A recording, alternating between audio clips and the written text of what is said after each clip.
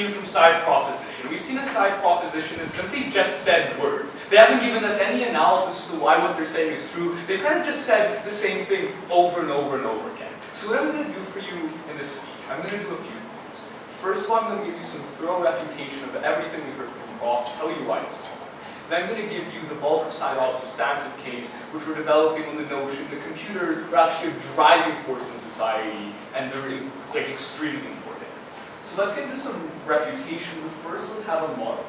So my partner asked this POI, do you think basically all technological devices breed ignorance? The response from Prof was basically yes. So what's the actual implication of that?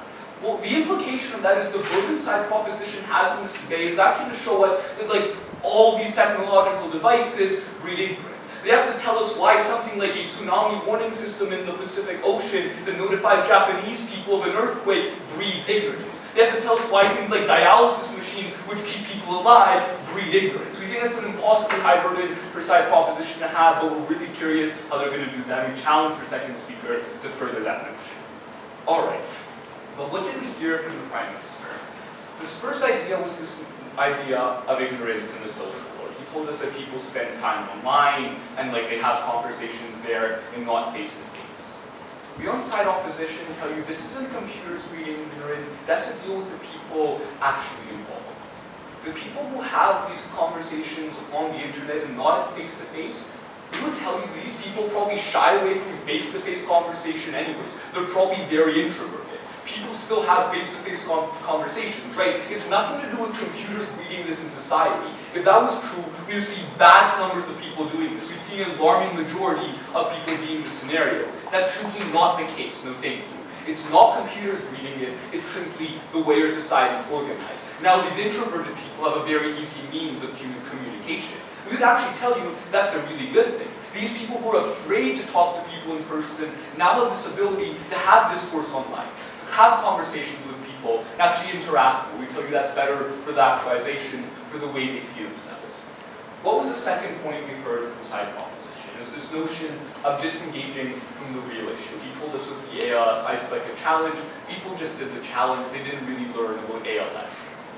Contributions to ALS grew by 8,000% from the previous year. We tell you that's not disengagement. When the donations go up, when people actually become aware of the fact that ALS exists, when they become more aware and do these donations, we tell you just because there's a challenge associated with it that some people might see as the only good thing about it, doesn't matter. On the whole, what has computers, what have technological devices done?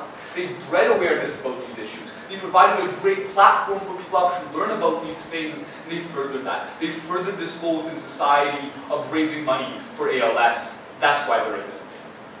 So let's move on to substantive matter now. What am I going to talk about? First, I'm going to talk about information and technology, this notion of individual education. Then I'm going to talk about scientific development. And finally, my partner's going to talk about this idea of globalization. Why when we have these technological devices, they create a different sphere of society, a new level of society, where everyone's connected, where everyone interacts with each other. There's a new marketplace of ideas, and why that's a really good thing.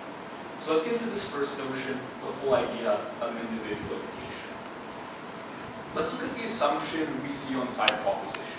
You think that in a world where people are increasingly disengaged, the side proposition would have you believe they know less and less about the world around them. But in our current society, in a world of interconnectedness, people actually know more and more about the world around them. People are becoming increasingly smarter. That's why we see IQ scores have jumped up alarmingly since the early 1900s. The average has gone from around 100, now it's around 120, right? So when we look at what computers do, what all this development technology does, is we actually see that it provides an impetus for this increasing education of people in society.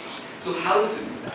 Well, first of all, because of the ease of using technology, it provides people information at their fingertips. You can just literally type bbc.com and you have a wealth of news before you. You're informed on issues like ISIS, like Ebola, like anything around the world. And that means people are becoming more aware. They know a lot more about the world around them. They're increasingly informed. They're more engaged in society. There's more civil discourse. People question their politicians more. That's a good thing. I'll get to you in a minute. But secondly, this also has a profound impact even when we look at people as young as children. Yeah. Do you believe that false information online may actually lead to an increase in ignorance in individuals on world topics? Okay, no.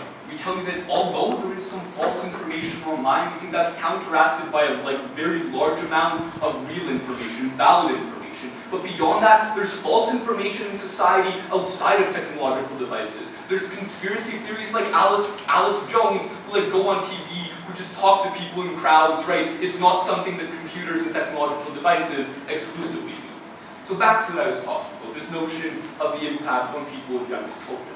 The development of technological devices has actually done a lot for education systems. Now children have this wealth of resources at home. They can go on things like Wikipedia, they can look at online encyclopedias and learn more. It provides a means of assistance that they previously didn't have. But beyond that, movements for things like economical laptops for school children in Africa have also done something else. They've given the people who need information most, the people who need an education to get out of their poverty situation they're in right now, a way out. You can teach yourself with these resources. You can learn more things. Gives them an added tool in their tool belt to escape the situation they're in right now that furthers society forward. No thank you. So in this impact of actually developing education, we tell you that technological devices promote more people getting educated.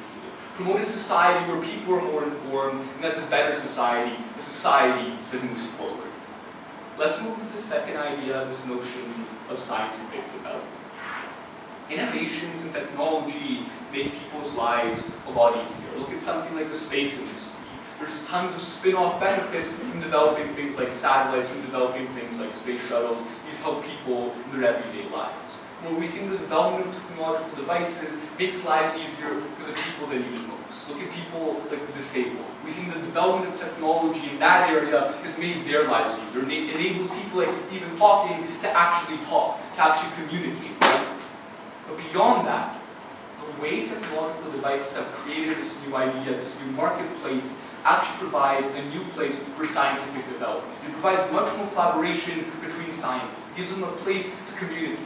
A scientist in Egypt can now communicate with scientists in Russia far more easily than he ever could before. It creates this new marketplace, gives us a new place for technological innovation that makes all of our lives easier.